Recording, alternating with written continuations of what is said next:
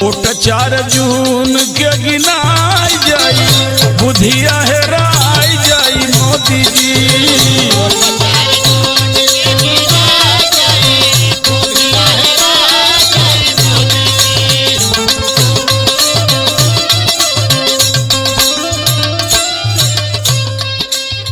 ये बहे अखिलेश जी का पश्चिम से आंधी, संगमा में बाड़े उनके राहुल गांधी हो मोदी जी। पकी बीजेपी सब ओराई जाई, बुधिया हेराई जाई मोदी जी।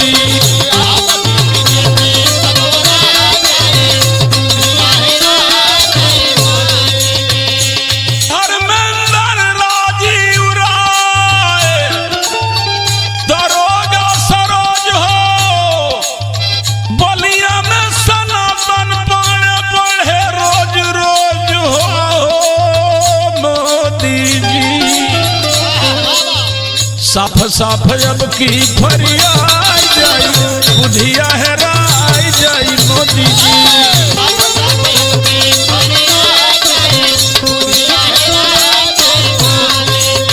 सलेमपुर चंदौली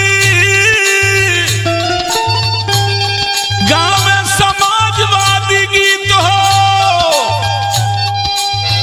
अफजाल का गाजीपुर में होई बड़की जीत हो मोदी जी।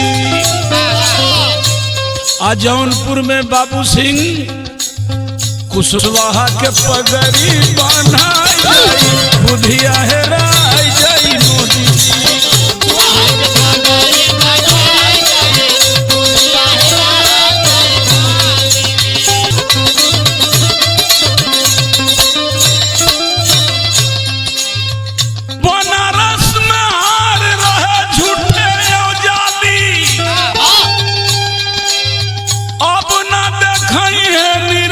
संग में आम्रपाली हो मोदी जी। इंडिया गठबंधन की सरकार 4 जून को बनने जा रही है।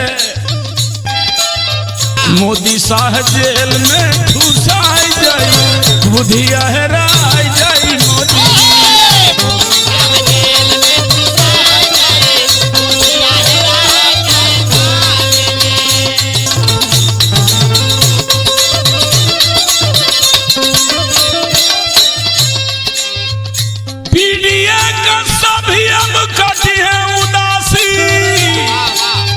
लोकतंत्र आरक्षण संविधान के बचे हैं अखिलेश और काशी हो मोदी जी।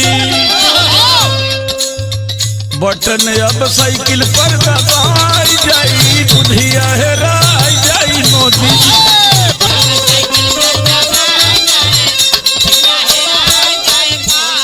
अखिलेश यादव जिंदाबाद, जिंदाबाद जिंदाबाद, अखिलेश यादव जिंदाबाद, जिंदाबाद जिंदाबाद, समाजवादी पार्टी जिंदाबाद, जिंदाबाद जिंदाबाद, मुलायम सिंह यादव अमर रहे, अमर रहे, अमर रहे। बटन अब साइकिल पर दबाई जाई, बुधिया हेराई जाई मोदी जी।